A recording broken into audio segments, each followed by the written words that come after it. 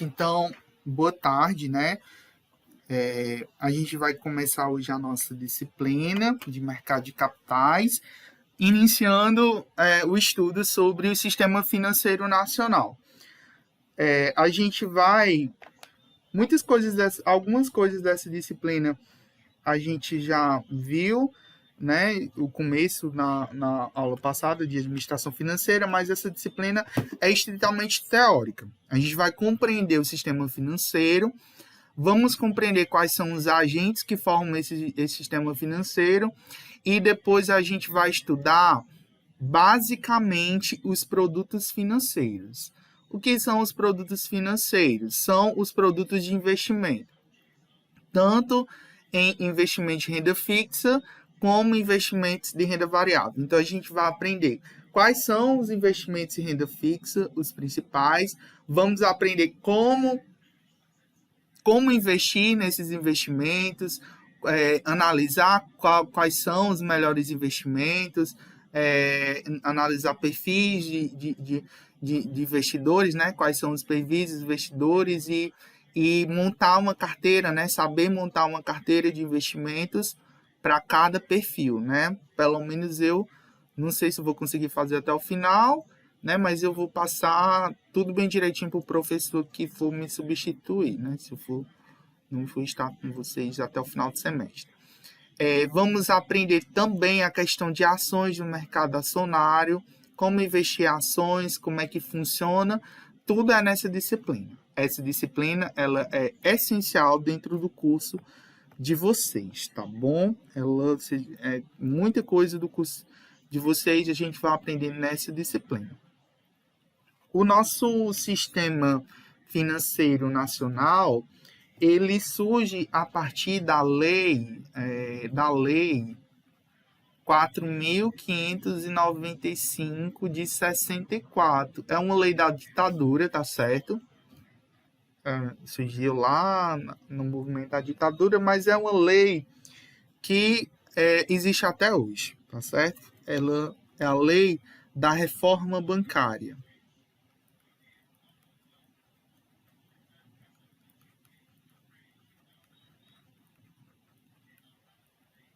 Essa lei que basicamente vai normatizar e vai dizer quais são os órgãos que compõem o sistema financeiro e bancário nacional.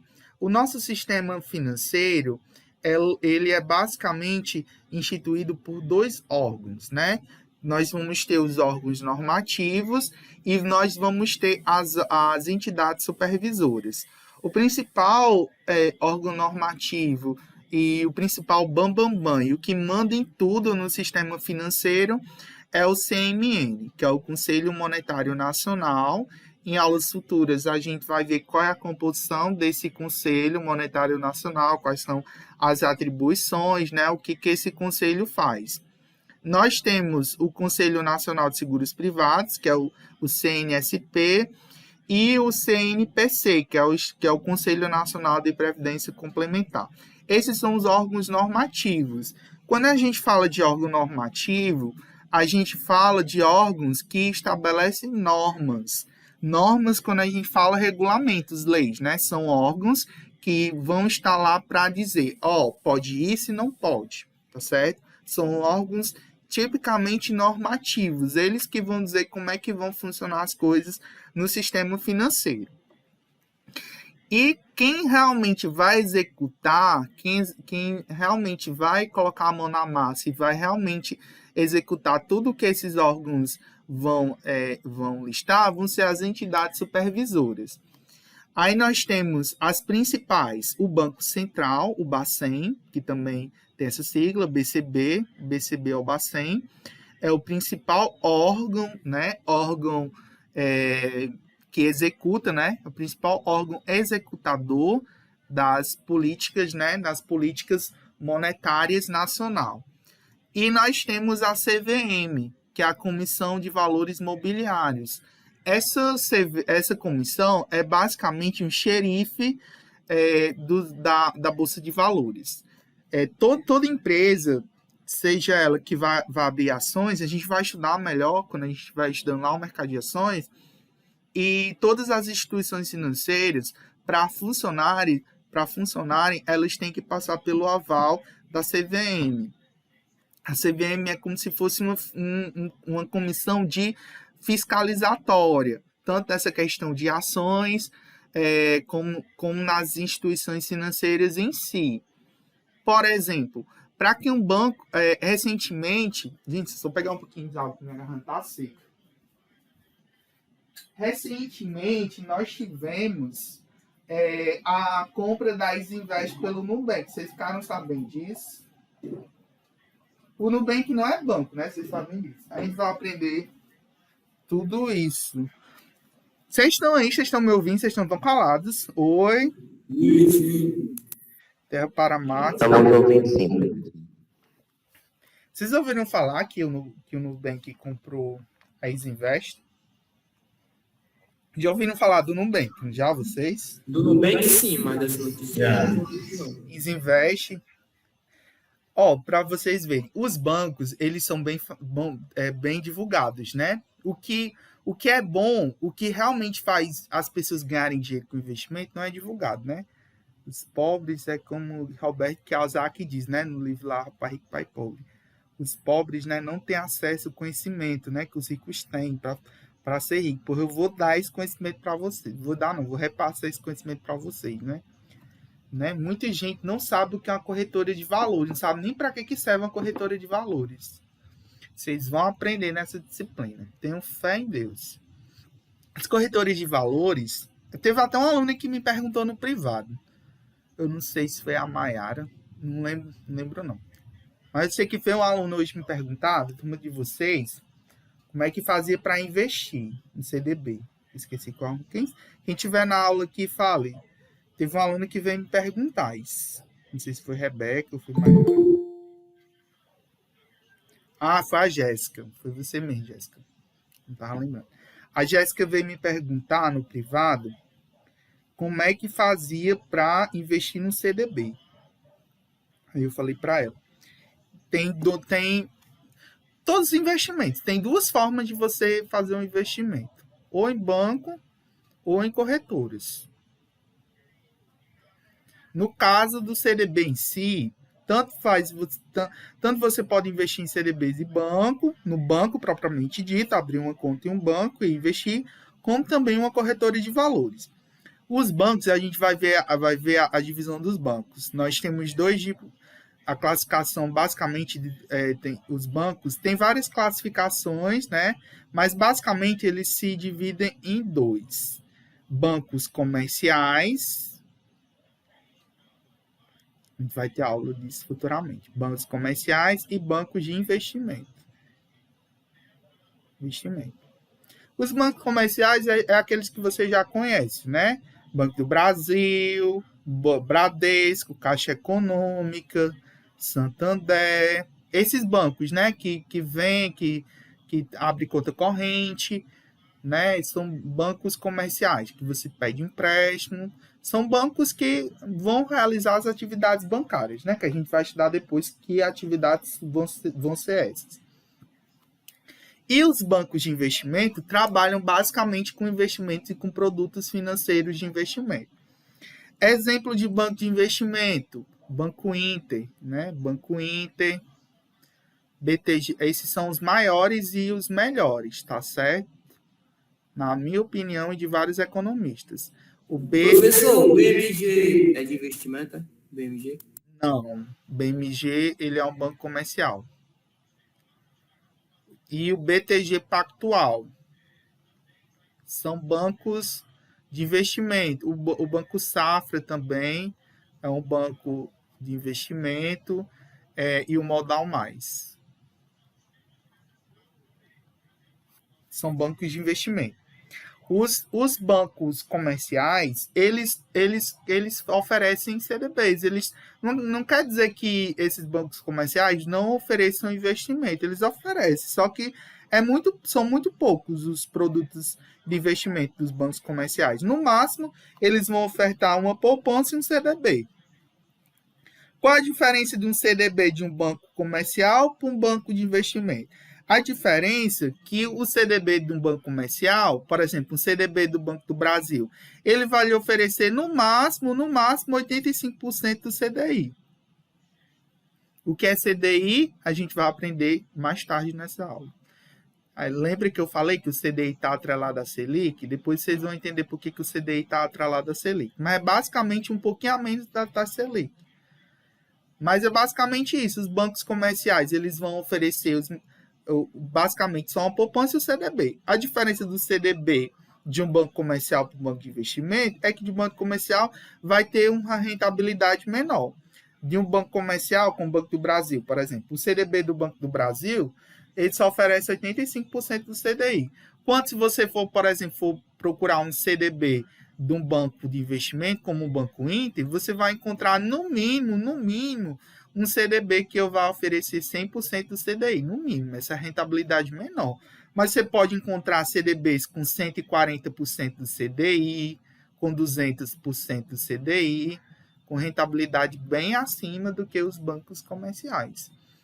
E qual seria a diferença de um banco para a corretora? As corretoras de valores, elas pegam investimento de diversos outros bancos. Imagine como se fosse uma loja e um shopping center. Alguém já foi no shopping center? Professor. Pronto. O que é um shopping center? Oi, pode falar. Gustavo falou aí no chat sobre o PicPay. Eu estava ouvindo um vídeo uma vez que falou que, tipo, se eu deixar na conta do PicPay, sei lá, 10 mil. Se um dia o PicPay cair, meus 10 mil eu perdi? Só uma dúvida. Depende. É assim, a gente vai ter aula futura sobre isso, mas vamos lá. Qual é o produto que você está investindo? Tem produtos que têm garantia do FGC. O que é o FGC? Fundo Garantidor de Crédito. Para produtos como CDB, poupança, LCIs, LCAs, letras de câmbio, acho que só esses. Esses produtos, eles têm garantia do FGC, do Fundo Garantidor de Crédito. O que é o Fundo Garantidor de Crédito? Ele garante que se você tiver entre valores depositados e rendimentos de até 250 mil reais por instituição financeira, por CPF, até R$1 milhão a cada 4 anos você é coberto. Então, se você tiver até 250 mil reais nessa instituição financeira, se o PicPay falir, se você tiver esse dinheiro em um CDB ou em um RDB, se for um CDB ou um RDP, depois eu vou explicar qual a diferença do CDB para o RDB. Mas, se você tiver no CDB e no RDB, está garantido. Nem que o PicPay fale, se você tiver esse dinheiro investido lá, mesmo que o PicPay vá falir, mas está garantido para o FGC. Se for até 250 mil, se for mais do que isso, você, de certa forma, vai para aquela lei lá da falência, né? Lembra que a gente estudou na disciplina de legislação, né? Nas empresas que vão falir, fica lá naquela ordem de credores, né? Um dia, quando a empresa for liquidada, um dia ela pode lhe pagar, né? Pode. Sim, estou gravando a aula. Então, falando sobre o PicPay. O PicPay, ela não é um banco, tá certo? A gente vai estudar sobre isso. É o que a gente chama de carteiras de pagamento. Carteiras de pagamento. PicPay, Recarga Pay, Nubank, o que mais? AME, que mais? Eu acho que essas. São o que a gente chama de carteiras de pagamento. São instituições financeiras que realizam pagamentos e que vão oferecer um ou outro investimento. Geralmente, um investimento de RDB, né? RDB, elas oferecem ou RDB ou CDB. No caso do CDB. No caso do Nubank, eu acho que é RDB, não é CDB não. Qual é a diferença do CDB para o RDB? Basicamente a mesma coisa. A única diferença é que o CDB você consegue vender no mercado secundário. E o RDB não. A gente vai aprender depois. Eu sei que é muita teoria, mas vocês vão aprender. Existe um mercado primário e um mercado secundário de investimentos. O mercado primário é aquele que você compra diretamente em uma instituição financeira. Você compra diretamente em um banco ou em uma corretora. O mercado secundário, você vende para outros investidores. Seria um mercado secundário.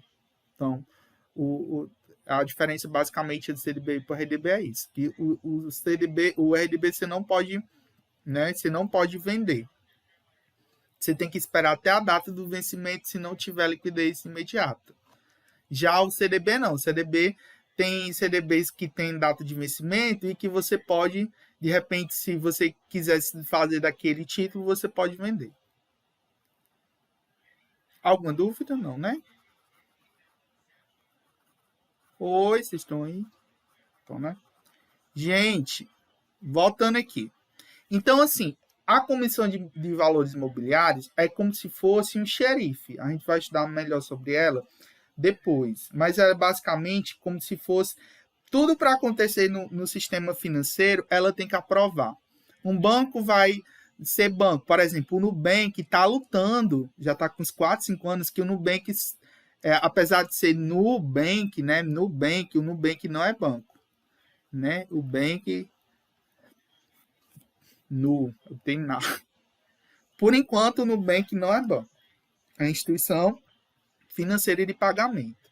Tem uns critérios que a CVM impõe para ser banco. E um deles é ter retorno líquido, né? Ter a questão do lucro, né? Ter lucro. E até hoje o Nubank não conseguiu ter lucro. Né? Então, tem alguns critérios, né, para que uma instituição financeira venha ser considerada banco. E aí, a CVM, ela vai controlar tudo. Por exemplo, eu citei, né, que o Nubank comprou a Isinvest, uma corretora. Então, para essa compra ser efetuada, passaram exatamente quase 6 meses para que a CVM pudesse aprovar. Né? Por mais que o Nubank quisesse comprar, tivesse dinheiro para comprar a corretora, ela não podia enquanto a CVM não autorizasse. Pedro, e por que isso? Por que a CVM tem que autorizar? E por que esses órgãos de controle são muito importantes? A gente vai entender isso quando eu estiver explicando a questão dos intermediários financeiros. Né? Vocês vão já entender por que isso acontece. Então, basicamente, os órgãos normativos.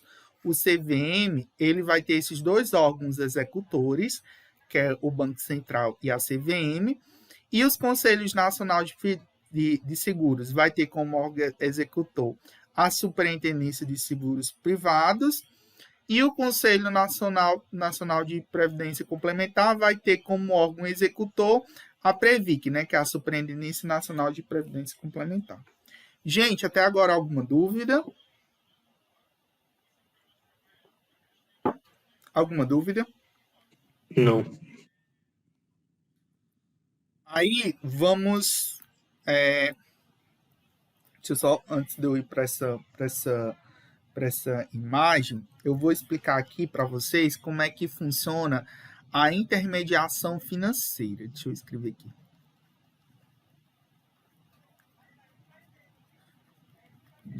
Eu não sei se o senhor disse, eu deixei passar, mas por que o Nubank quer ser um, tipo, ele já tem cartão, já tem tudo, o banco tem algum benefício a mais no governo? Bancos têm benefícios a mais? Tem. Assim, os bancos, eles têm alguns privilégios que as carteiras de pagamentos não têm. É como se os bancos tivessem um clube de bolinha só deles, que eles têm certas regalias, tanto de questão de impostos que pagam menos, né? Eles são bem menos tributados. Eles têm o compulsório deles é maior, né?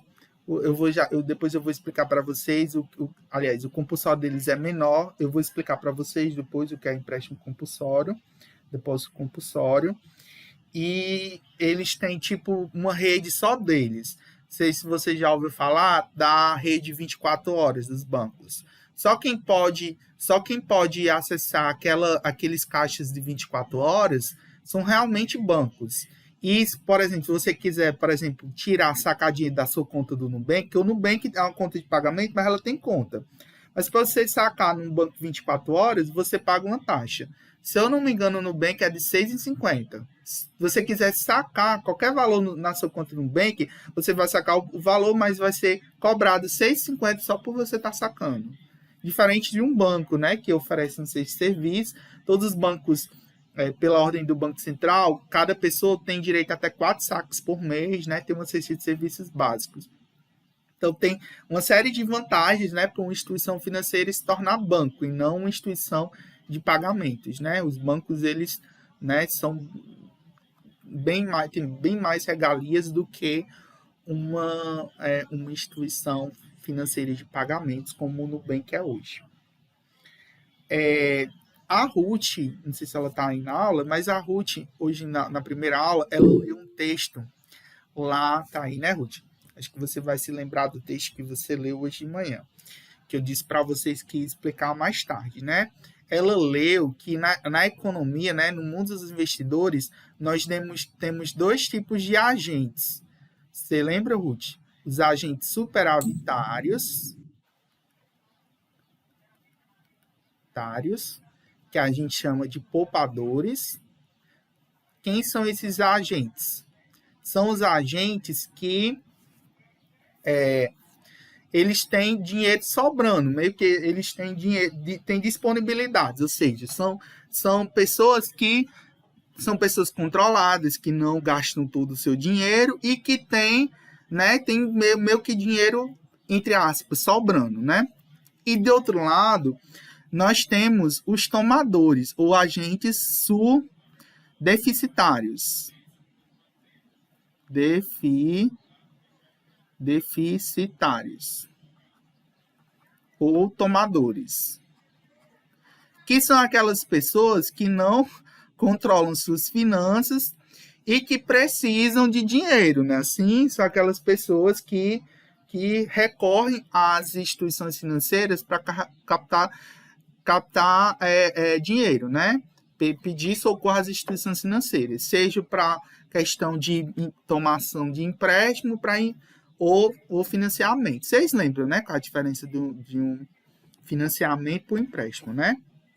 Qual a diferença do empréstimo para o financiamento? Hein? Financiamento você faz numa coisa física, tipo financiar uma casa, um carro, e empréstimo não, dinheiro vivo. Vocês lembram das coisas. E no meio, para intermediar tudo isso, nós temos os intermediários financeiros ou as instituições financeiras, que são os bancos e as corretoras. A gente vai chamar de intermediários financeiros para não colocar nem banco nem corretora, porque na realidade não são só os bancos e as corretoras. A gente viu que tem as carteiras de pagamento, tem as instituições de pagamento, né, como o Nubank, como o PicPay, né? Nós temos casos de empréstimo também, que de certa forma também funcionam como intermediários financeiros. Esses 2 agentes, deixa eu só mudar aqui a cor. A gente vai funcionar de um certo... vai ter um certo fluxo. Os agentes poupadores, né, que são aquelas pessoas que têm dinheiro sobrando, eles vão, de certa forma, emprestar dinheiro para o banco, né? Eles têm disponibilidades. E o que eles vão fazer? Eles vão depositar, né? O banco meio que vai captar, né? O banco meio que é como se nós, investidores, né, poupadores, nós emprestássemos dinheiro para o banco. A gente investe, coloca o dinheiro para o banco, né? Em troca de quê, né? A gente investe, né? Quando a gente investe em investimento, meio que a gente está emprestando dinheiro para o banco. A gente está pegando aquele dinheiro e está colocando naquela instituição financeira, né, no banco. A gente faz isso esperando que no final a gente tenha um principal, né? A gente vai ter um final, um principal, mais os juros, né? Assim, a gente vai investir no banco, né? Quando eu compro, por exemplo, um CDB, ou mesmo eu invisto na poupança, quando eu coloco dinheiro na poupança, eu vou colocar, por exemplo, R$100, pode ser que daqui a um mês tenha R$101, R$102, vai render um certo juro, né? Assim, que é exatamente a remuneração daquele capital naquele período de tempo. Então, quando você deposita dinheiro em instituição financeira e investimento, você nada mais está fazendo do que emprestar dinheiro para o banco. E o que esse banco vai fazer? De outro lado, nós temos os agentes deficitários, que são aquelas pessoas que não são controladas, que elas vão o quê? Vão pedir dinheiro emprestado para o banco, ou seja, elas vão efetuar o que a gente chama de operações de crédito, né? Que são exatamente as questões de empréstimo, né? Empréstimos ou financiamento. Ou seja, essas pessoas, elas têm necessidades. E por elas terem necessidades, o que vai acontecer? Elas vão pedir dinheiro emprestado do banco, vão financiar, e depois de um certo tempo, essas pessoas vão pagar o principal, mais o juro. Aí o que acontece? O banco, o que ele faz? O banco, ele vai receber esse dinheiro, né? Ele vai receber dinheiro dos poupadores e depois ele não vai ficar com esse dinheiro parado lá. Ele vai pegar esse dinheiro e vai emprestar para os tomadores. Então, basicamente, o banco e as instituições financeiras, eles são basicamente um intermediário. Ele pega dinheiro de quem está sobrando, né? Até essa imagem aqui, cadê? Ele pega dinheiro de quem está sobrando, né? Para quem está faltando, né? O gordo para o magro. Então, basicamente, o banco, né?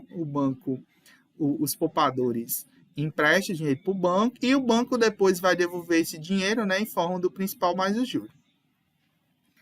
E aí, depois, os tomadores, né, eles vão tomar dinheiro emprestado do banco e depois, né, vão pagar o principal mais o juro. Aí Gustavo chegou no ponto que eu queria chegar, né, que é exatamente aonde o banco lucra, né? É exatamente, o Gustavo aí chegou no X da questão, que é exatamente onde o banco vai lucrar. O que acontece? O banco, ele cobra juros bem mais altos, maiores, né? Juros bem maiores para as pessoas que tomam dinheiro emprestado do que os juros que eles pagam. Enquanto, por exemplo, eles pagam 8%, vamos dizer que tem um CDB que ele paga 8% ao ano, né? Enquanto ele paga 8% para um poupador, ele cobra 300% ao ano no cheque especial. 300% ao ano, gente. Isso não é mentira, não, é verdade. O cheque especial hoje, eu acho que é mais do que isso. Está em torno de 341% ao ano. Isso ao mês dá quase 14%, 15% de juros por mês, tá certo? Então, ao mês. Então, os bancos, essa diferença, os bancos, eles lucram exatamente nisso. Eles pegam o dinheiro dos poupadores, pagam uma remuneração pequena e emprestam para os tomadores, né, cobrando juro altíssimo. Essa diferença, né, entre os juros que o banco paga pelos tomadores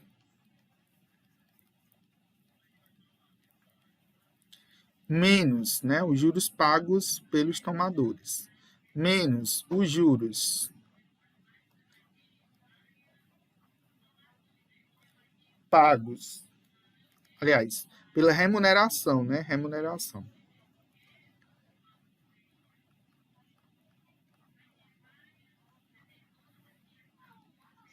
paga aos poupadores. Como é que a gente chama essa diferença? Vocês sabem dizer? Qual a diferença? Como é que eu chamo essa diferença entre os juros que eu pago os juros que o banco cobra dos tomadores por juros que ele paga, remunera aos poupadores? Essa diferença, ela tem um nome. Como é que ela se chama? Alguém saberia me dizer? Como é que se chama? Como é que se chama essa diferença? Vocês até já ouviram falar dela. Spread bancário, Aline. Vocês estão inteligentes. É o spread bancário. O spread bancário é exatamente a diferença do juros exorbitante que o banco cobra de quem pega emprestado para a merreca de juro que ele paga aos poupadores. Esse é exatamente o conceito, né, de spread bancário. O banco, basicamente, ele ganha dinheiro em cima. Os lucros altíssimos do banco vêm exatamente isso. Enquanto ele cobra 300% ao ano aos tomadores, ele só paga 8% no máximo, 8%, 6% ao ano para os poupadores. Então, essa diferença exorbitante que está a questão da intermediação, né, a questão do spread, né, onde está o lucro dos bancos. E aí, eu queria perguntar para vocês uma coisa. Olhem para esse esquema que eu mostrei para vocês aí. Eu queria que vocês me respondessem uma coisa. De onde é que o banco está tirando, né, o dinheiro do bolso dele, né? Em que momento o banco... Da onde é que o dinheiro... Em que momento o banco está utilizando o dinheiro dele, né, para fazer essas operações de empréstimo e de captação?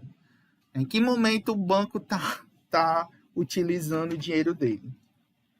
Né, o banqueiro lá, o dono do banco, em que momento ele tá utilizando o dinheiro dele?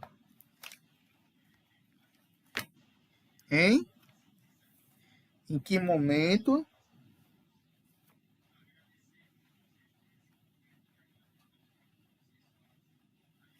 Oi, vocês estão aí? Em que momento, gente, que o banco está utilizando o dinheiro dele? Para emprestar? Sim.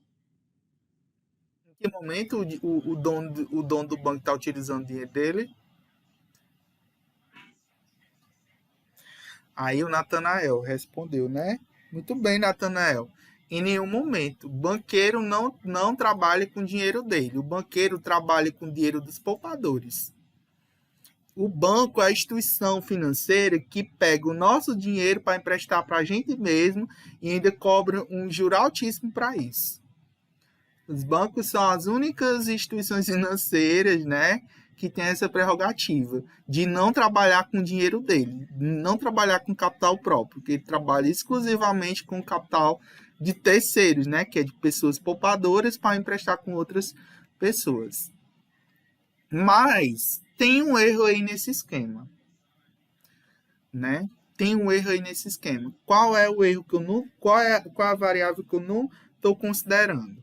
Porque, assim, eu estou considerando aqui que os poupadores vão emprestar dinheiro para o banco e o banco um dia vai ter que devolver o dinheiro que os poupadores investiram, né? Os poupadores são bestas, eles vão emprestar dinheiro para o banco e o banco, depois de um certo tempo, vai pagar o que os poupadores investiram, mais um juro, mais uma remuneração pelo tempo que esse dinheiro emprestado.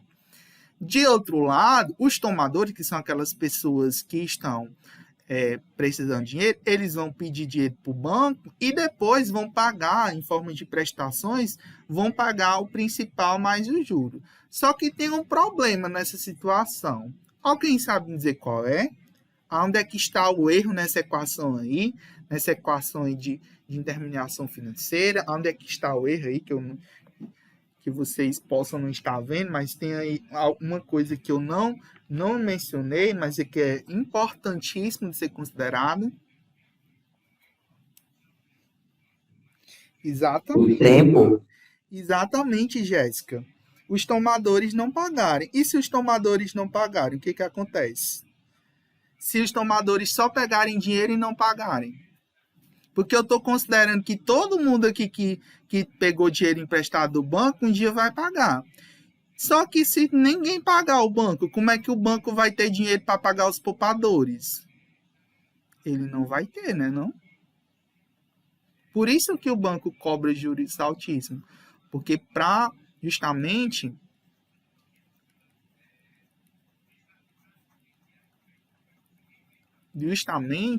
para considerar essa questão da inadimplência. Porque existe um risco para o banco enorme quando ele empresta dinheiro para pessoas. Existe o risco daquela pessoa não pagar. E se ela não pagar, como é que o banco ele tem por obrigação dele retornar o dinheiro para os poupadores. Mas ele só vai retornar esse dinheiro se as pessoas, né, se os tomadores realmente que pediram dinheiro emprestado devolverem, né, assim, devolverem os juros, mais a questão do principal. E, Pedro, e se, por exemplo, e se todos os poupadores retirarem dinheiro do banco? Vocês podem me perguntar, Pedro, e se todo mundo resolver tirar dinheiro do banco? O que vocês acham que acontece? Se todo mundo resolver tirar dinheiro ao mesmo tempo do banco, o que acontece? Se der uma louca, todos os poupadores resolverem tirar Acho que vai falência. Exatamente. Quebra. O banco vai quebrar. Por quê? Porque o banco ele não trabalha com dinheiro, né, dele, ele trabalha com dinheiro dos poupadores. Isso é o que a gente chama de corrida bancária. Cadê o negócio? Corrida bancária. É quando todos os poupadores de um banco quebram. Só que o que acontece na corrida bancária? Quando tem uma corrida bancária, o banco, o que acontece? No mundo financeiro, se trabalha muito com a questão de especulação. Então, por exemplo, vamos dizer, vocês estão na mesma sala, né? Aí, vamos dizer que todos vocês são poupadores do Banco do Brasil. Do Banco do Brasil não, do Bradesco, que é o Banco do Brasil é muito difícil. Falei porque é um banco de economia mista, né? Que tem dinheiro público, então é difícil falar. Que qualquer coisa o governo imprime dinheiro para poder pagar os devedores. Mas vamos dizer o Bradesco. Vamos dizer que vocês têm investimento, dinheiro guardado lá na poupança do Bradesco. Aí vamos dizer que Gustavo percebeu que o Bradesco não, ele foi lá, né? Tinha depositado dinheiro lá na poupança dele, só que ele foi lá no banco e o banco não tinha dinheiro para pagar ele. Aí ele disse, não, pois eu vou tirar o dinheiro aqui da poupança, porque senão eu vou perder meu dinheiro. Aí Gustavo vai lá e tira o dinheiro da poupança dele. Aí Gustavo vai e conta para os amigos dele. Conta para Miguel, conta para Luiz, conta para Luan. Aí, e vocês, vamos dizer que essas pessoas, né, que ele contou, também tem dinheiro guardado lá naquele banco e resolvem que não, o banco está quebrando, então vamos tirar. Aí Jéssica, que tem conta lá no banco, vamos dizer que Jéssica tenha conta lá no Banco Inter. Lá no Banco Inter, ou então no banco, sei lá, no Banco do Brasil. Será que o banco Bradesco está falindo? Será que o Banco do Brasil não vai falir também? Aí todo mundo começa a tirar dinheiro dos bancos. Todo mundo começa a tirar dinheiro dos bancos.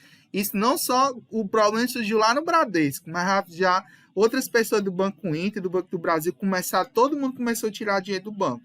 O que acontece? Acontece uma catástrofe no sistema financeiro. Porque todos os bancos começam a falir, as pessoas não conseguem mais ter dinheiro para comprar as coisas, os mercados não sabem mais o que as pessoas não conseguem mais tirar dinheiro, porque todo mundo tirou, as pessoas começam a aumentar o crime, porque as pessoas com dinheiro em casa vai surgir ladrão para poder ir na casa das pessoas pegar o dinheiro, pessoas vão começar a morrer, né, porque vai aumentar o crime, as empresas vão começar a falir, vai virar um caos. Isso porque apenas um banco faliu e outros começaram a falir em cadeia. Então, por isso que a corrida bancária dava um filme de terror, né? Então, por isso que no sistema financeiro, nós temos esses órgãos de controle, o Banco Central e a CVM, justamente para regular e impedir que essas coisas aconteçam, né?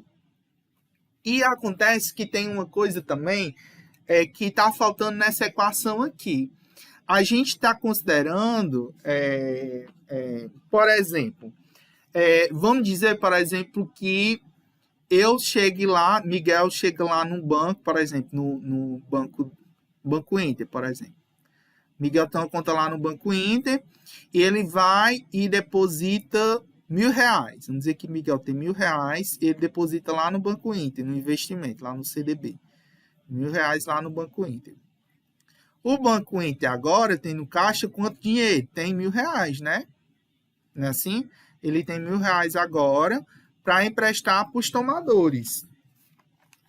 Aí, só que isso não acontece. Não é que toda operação de captação que o banco tem, não é que o Banco Inter agora tem R$1.000. Existe uma ferramenta do Banco Central que se chama empréstimo compulsório.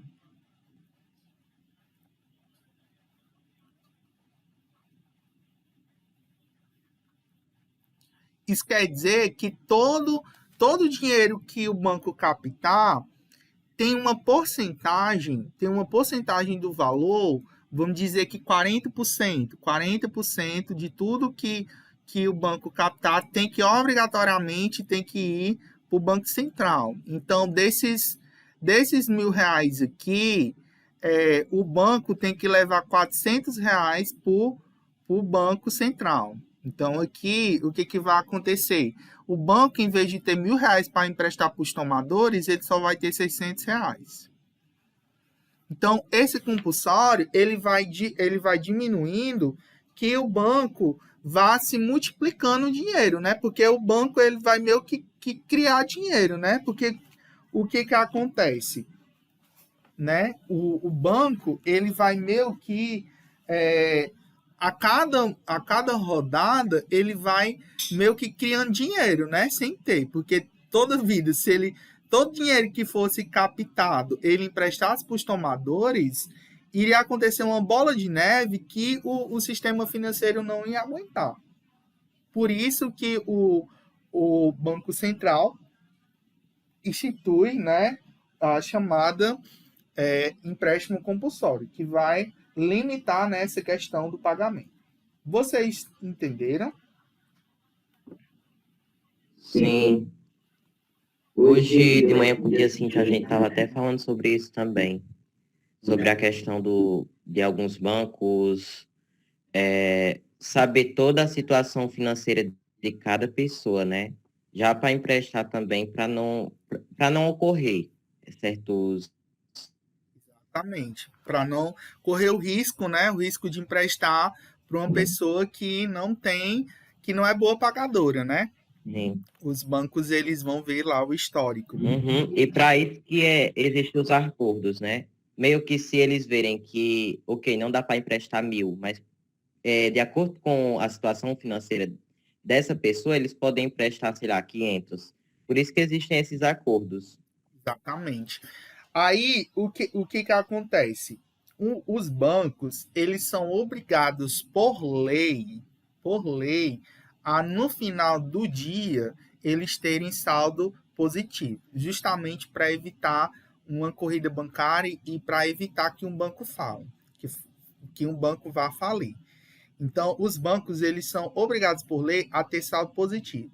Aí você pode perguntar, Pedro, e se num dia o banco tiver mais saídas do que entrada, ou seja, tiver um dia que o banco emprestou mais dinheiro do que captou, né, do que recebeu dos poupadores, o que acontece?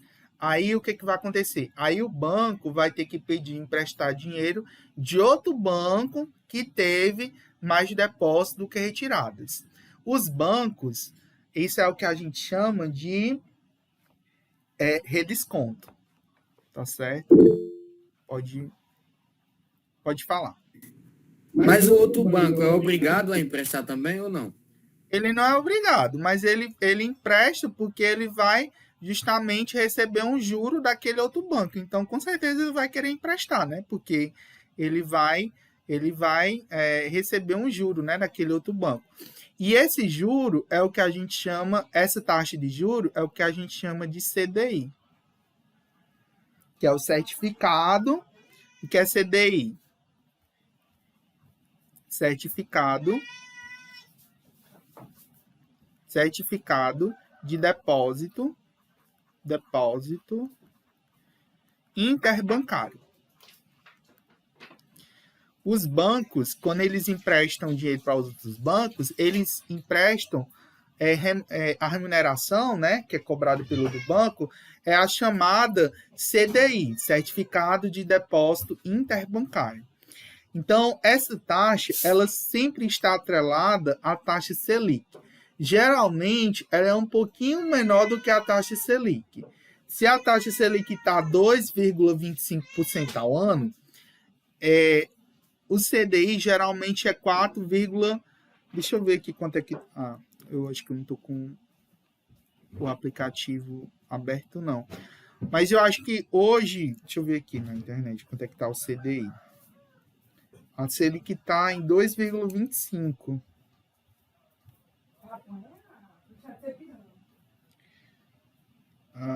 Tá aqui, é 4,15. O CDI hoje está 4,15. Porque muda, tá certo? Muda de dia para dia. Hoje está 4,15% ao ano. Então, a Selic está 4,25% ao ano, Selic, e o CDI está 4,25%. Então, os bancos, para fechar o dia positivo, eles meio que pedem emprestado dinheiro um ao outro. Essa operação de empréstimo de um banco para outro é o que a gente chama de redesconto. É quando um banco pede dinheiro emprestado a outro, tá bom?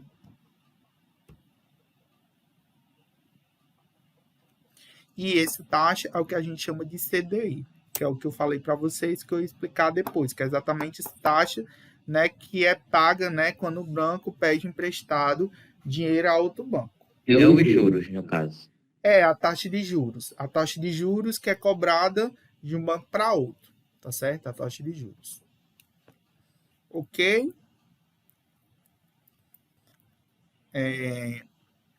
Então, assim, nós temos as autoridades, né, compreendem o sistema financeiro nacional, a quem estabelece, a quem compete estabelecer e baixar as regras para o funcionamento operacional dos mercados financeiros. Essas daí são as entidades operadoras, né, que eu falei para vocês, que é o Banco Central e a Comissão de Valores Imobiliários. Essas instituições, elas vão controlar as instituições financeiras de depósito à vista, sejam elas bancos ou instituições de pagamento. O que são depósitos à vista? Vocês sabem dizer?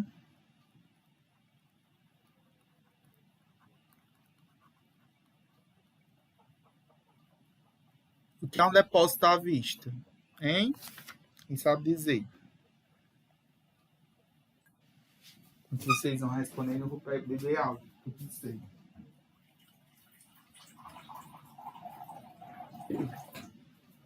O que é um depósito à vista?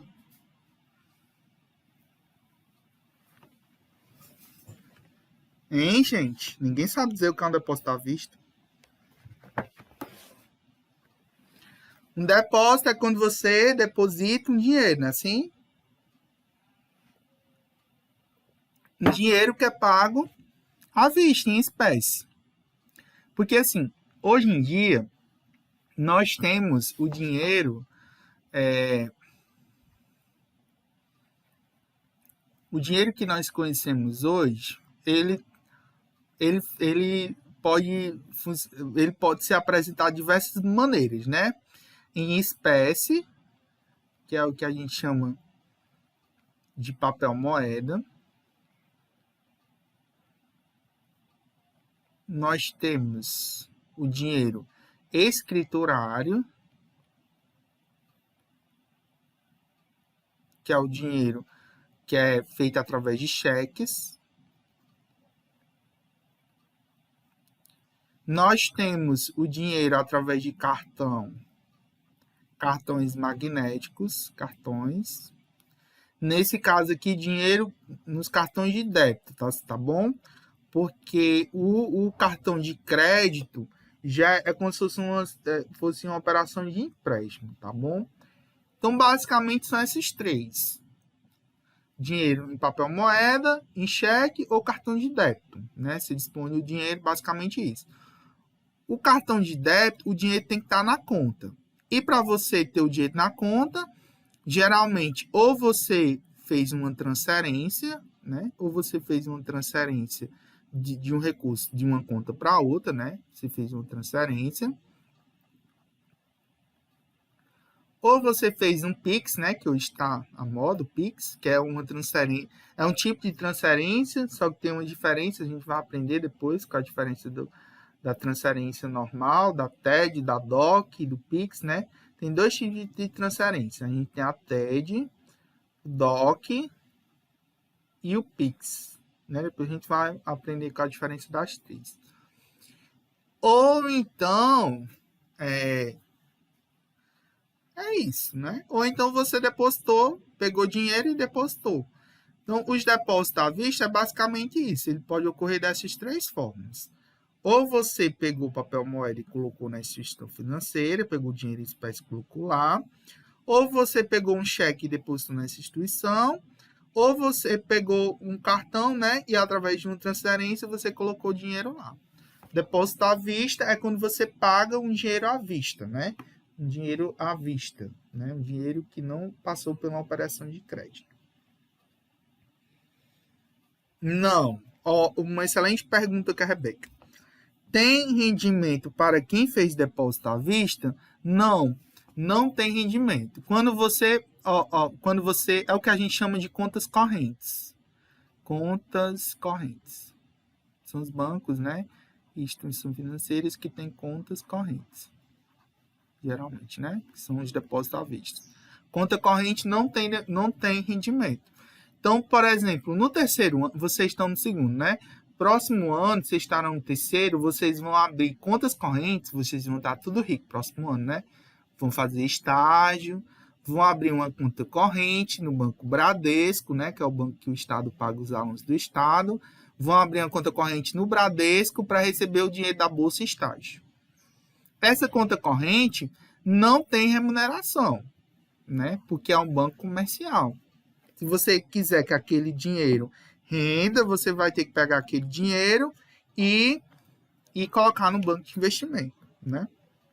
Ou então colocar naquele banco que vai oferecer no máximo de investimento para você uma poupança. Não é assim? E eu ia dizer uma coisa e esqueci. Sim, aí as contas correntes, elas podem cobrar cestas de serviços. Então, cuidado. O que são cestas de serviços? É um pacote que o banco oferece. Por exemplo, existe a cesta de serviço prioritária, que é chamada cesta de serviço essencial. Essa cesta de serviço essencial, ela dá direito a 4 saques por mês, 4 saques por mês, uma são 4 transferências e 10 cheques por mês. Pronto, eu acho que é isso. 4 saques por mês, uma transferência, ou são duas, acho que é até 2 transferências se for da mesma instituição.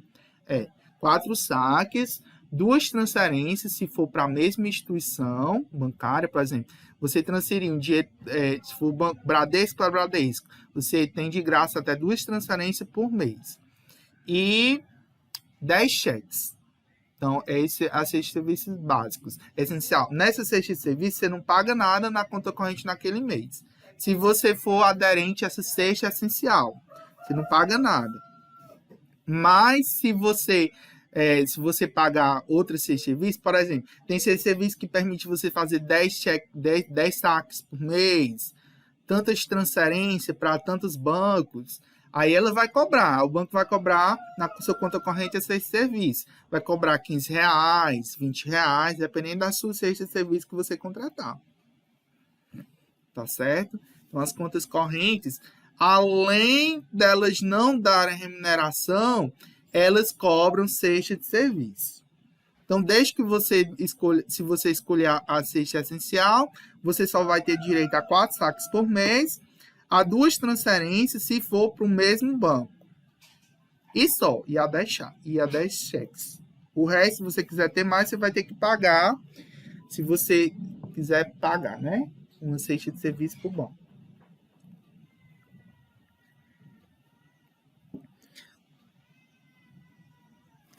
Exatamente, Gustavo. É exatamente essa tarifa, que é a cesta de serviço, que vai vir cobrando todo mês. E aí, o que acontece? Se você não pagar essa cesta de serviço, fica lá a cobrança, certo? No momento que entrar dinheiro na sua conta corrente, o banco vai descontar. No momento que você depositar dinheiro, alguém depositar dinheiro na sua conta, fica lá a cobrança e o banco vai descontar. Mas, Gustavo, depois não. Mas você foi lá no banco e retirou a cesta de serviço. Você foi lá no banco e disse: eu quero tirar a cesta de serviço essencial. Você fechou a conta corrente, ou ela ainda está aberta, ou você não mudou a cesta de serviço.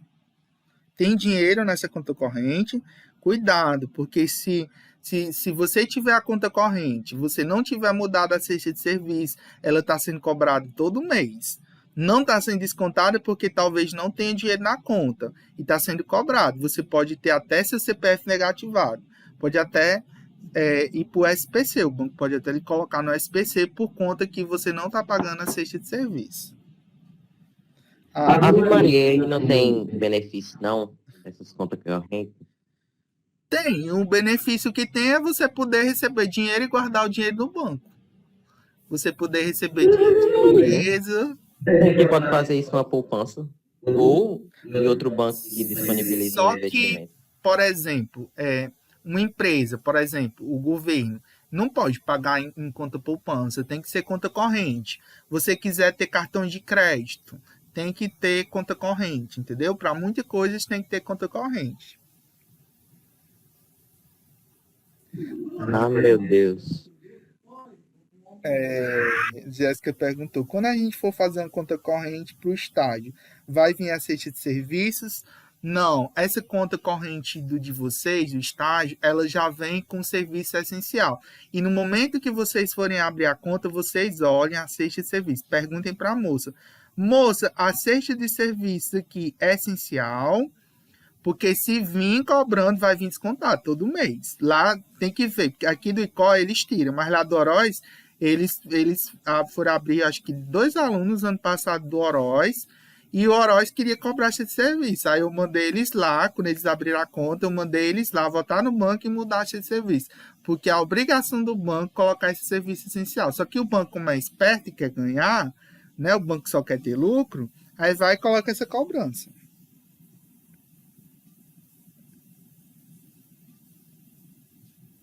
Se a conta corrente for do Bradesco, Gustavo, você não precisa abrir outra. Agora, se a conta corrente for em outro banco, aí você vai precisar abrir uma conta corrente no Bradesco. O Estado só paga se for conta corrente e se for do Bradesco. Não aceita outro banco. Ah, entendi. Mas é do Bradesco? Se for do Bradesco, dá certo. Dá certo sim. Mas essa sua conta, tu já tirou a cesta de serviço, tu olhou isso bem direitinho, depois tu olha, porque vai lá no banco depois para saber. Já tirou, né? A cesta de serviço, já tirou essa cobrança, né? Porque se estiver cobrando e não tiver. Descontado todo mês, aí eu fui lá, falei, e tem um dinheiro na conta e não tá vindo descontado. Acho que saiu. Pronto. Tu foi lá, reclamou e pediu para tirar, né? A cobrança. Foi, aí tem dinheiro na conta e não tá descontando nada. Pronto, ok. Aí é assim, conta corrente é o seguinte, conta corrente, ela tem que ter movimentação. Conta corrente. Todo mês você tem que ter movimentação. Ou para estar recebendo dinheiro ou movimentando. Se você não quiser ter movimentação na conta, até não faz nem sentido, né? Porque conta corrente não tem remuneração. Então, se você deixar dinheiro parado na conta, você, na realidade, está perdendo dinheiro, né? Para a inflação. Porque o dinheiro está parado lá, não está rendendo nada. O dinheiro está só é como se você tivesse dinheiro na carteira, né? O dinheiro está lá parado na carteira. Se você tiver 100, 200, 300 reais lá na conta corrente do banco, você deixar daqui a 5 anos, vai estar os mesmos 300 reais. Mas se, por exemplo, for 50 reais, for um valor menos do que 200 reais, se você deixar parado na conta corrente acima de 1 ano, o banco pode encerrar sua conta corrente e ainda ficar com o dinheiro que você tem lá, porque você não está movimentando a conta corrente. O nome corrente não está à toa, tá certo? Por que chama conta corrente? Porque é uma conta que tem que ter movimentação. Você precisa estar movimentando essa conta, seja recebendo dinheiro, seja pagando. Aí, qual é o limite mínimo que tem que ter na conta para ela não fechar? 200 reais. Se a conta tiver 200 reais, você pode deixar esse valor lá o quanto tempo você quiser, parado. Vai continuar lá, a conta vai continuar existindo. Mas se tiver menos do que 200 reais, menos do que isso, e você passar mais do que 1 ano sem movimentar essa conta, o banco pode fechar ela e ainda ficar com o dinheiro que tem lá.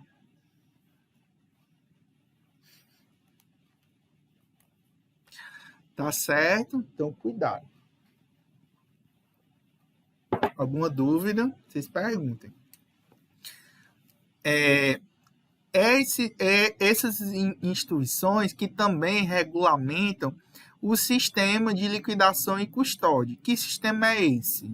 Ele é conhecido como uma sigla bastante famosa que eu já falei hoje. Que sigla é essa? Sistema de liquidação e custódia. Que sistema é esse? Qual é a sigla desse sistema? Selic. Selic. Selic quer dizer Sistema de Liquidação e Custódia. O que é sistema de liquidação e custódia? Nada mais é do que a questão dos pagamentos, né? Liquidação quer dizer pagamento e retenção de valores, né? Então, é exatamente a Selic, quando a Selic ela regulamenta exatamente isso, essa questão dos pagamentos, né? Entre os tomadores e os poupadores. No caso da Selic em si, ela está atrelada à questão da dívida pública, que a gente vai estudar mais na frente como ela é formada. Muitos pensam que a dívida pública é atraída por empréstimos ou financiamento do governo, né? Você pensa, a dívida pública é atraída por empréstimo, mas não é. A dívida pública, eu vou falar mais isso em aulas futuras, mas a dívida pública brasileira, a grande parte dela é contraída por investimentos. Como assim, Pedro? Investimentos. A gente vai aprender depois sobre isso. Hoje na aula, acho que um aluno falou, não sei se foi o Gustavo, falou sobre... Eu acho que o senhor disse ano passado sobre isso. Eu lembro de um dia que o povo compra os tesouros e o governo fica lá acumulando juros para pagar e não paga. Exatamente. As maiores dívidas do governo são para voltar os tesouros. Exatamente. O tesouro direto, né? Que eu até falei hoje na aula de administração financeira. Os poupadores, né? Os agentes superavitários emprestam dinheiro para o governo. Né? A melhor coisa do mundo é você emprestar dinheiro para o governo. Por quê? O senhor disse que quando o governo está precisando de dinheiro, eles começam a soltar mais para o povo comprar e poder ficar nos... Exatamente. Olha aí, minhas aulas estão se vendo. Vocês estão lembrando. Isso me deixa muito feliz. E vocês estão prestando atenção nas minhas aulas. O que acontece? O governo, ele vai, para ele, quando ele está precisando de dinheiro, o que acontece? Ele não pede dinheiro emprestado. Aliás, ele pede dinheiro emprestado, mas não na forma de empréstimo, na forma de investimento. O que ele lança? Ele lança títulos da dívida pública. Títulos da dívida pública. Na dívida. Esses títulos, eles são lançados através do programa Tesouro Direto, que funciona naquelas três modalidades. Vocês lembram que eu falei hoje de manhã? Quais são as 3 modalidades do Tesouro Direto que eu falei hoje de manhã? Tesouro Selic, Tesouro Pré-fixado, vocês decorem e aprendem isso. Tesouro Pré-fixado e Tesouro IPCA. São essas 3 modalidades. Então, os poupadores, os agentes superavitários, eles compram títulos da dívidas. Quando a gente fala de poupadores, poupadores, agentes superavitários, eu não estou falando só de pessoas físicas, não. Estou falando de gente grande, estou falando tanto de pessoas físicas. Eu, por exemplo, posso comprar títulos do Tesouro Direto como pessoa física, mas a maior parte dos credores do governo, pessoas que compram, são grandes empresas, né? Empresas que têm ações, empresas pegam, né, parte do lucro, das reservas de lucro, elas vão e compram e emprestam dinheiro para o governo, né? Eu não sei se eu estou enganado, mas eu acho que ano passado o senhor disse que os bancos também pegavam. Os bancos, principalmente, eles pegam, né? Pegam e compram tesouros da dívida. E por quê? Porque a melhor coisa é você emprestar dinheiro para o governo, né? É a forma mais... É o investimento mais seguro de todos. De todos os investimentos que eu posso falar para vocês, os mais seguros de todos, mais do que mesmo do que a poupança. Porque as poupanças, eles são garantidas por bancos, né? Quem faz a poupança são bancos. E bancos são, na maioria das vezes, né? Se não for um banco público, for um banco privado, é um capital privado. Então, os investimentos mais seguros são os de Tesouro Direto. Por quê? Porque quem emite é o governo. E se o governo não tiver dinheiro, ele emite dinheiro, ele imprime dinheiro para poder pagar, né? É lógico que quando o dinheiro imprime dinheiro, quando o governo imprime dinheiro, o que acontece com a economia? Acontece inflação, né? Por que acontece inflação?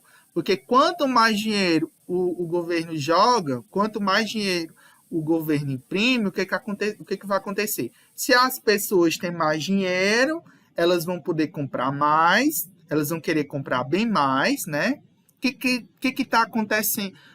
Por que a inflação hoje está 8,25% ao ano? Vocês já pararam para se perguntar? Eu até mostrei isso para vocês hoje no site do Banco Central, acho que eu mostrei para vocês.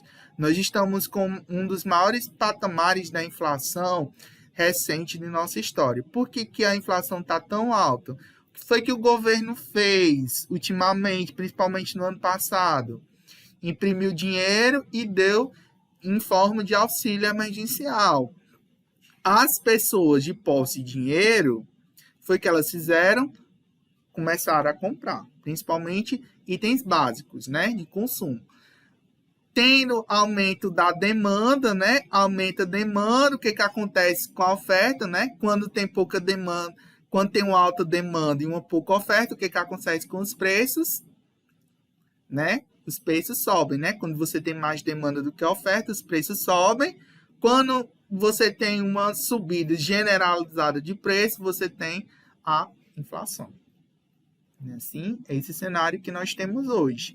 O governo soltou muito dinheiro, imprimiu muito dinheiro ano passado para poder pagar o auxílio emergencial. Muitas pessoas que não tinham renda nenhuma passaram a ter. Essas pessoas passaram a consumir, né, assim. E aí, quando elas passaram a consumir, o que aconteceu? Aumentou a demanda. A oferta não aumentou porque principalmente commodities como arroz, a soja não tinham sido produzidos tanto porque não tinha tido como o dólar, outro fator também, o dólar está muito caro, né? Outro fator é o dólar está caro. Quando o dólar está caro, o produtor nacional prefere exportar para fora do que vender para o mercado interno, porque quando eu exporto para fora, eu estou ganhando em dólar. Então, estou ganhando bem mais, né? O dólar está quase R$5, né? 5 e pouco. Então, enquanto que eu ganho lá fora R$5, aqui eu vendendo eu só ganho por R$1, entendeu? Então, o câmbio é 5 vezes mais, né? Então, como produtor de arroz, como produtor de soja, é muito mais interessante para mim vender lá para o exterior do que vender aqui para o país. Então, essas commodities, arroz, soja, né? Por que o óleo está tão caro? A carne, né? Por que a carne está tão cara? Carne bovina, carne suína, as aves, por que está tão caro? Porque o dólar está caro. E os maiores produtores de carne, de proteína do país, eles preferem exportar para fora, porque o dólar está caro, do que vender para o mercado interno. E isso torna caro e isso aumenta a inflação. Tudo. Só uma dúvida, desculpa atrapalhar de novo. Esse tipo de investimento que você pega, vamos supor, você compra o dólar na época que estava 3,80.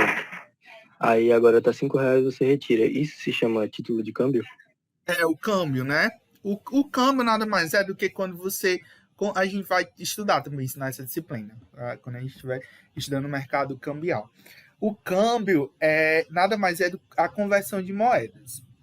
Quando você pega uma moeda e você converte uma moeda para outra. O câmbio sempre é feito pelo dólar.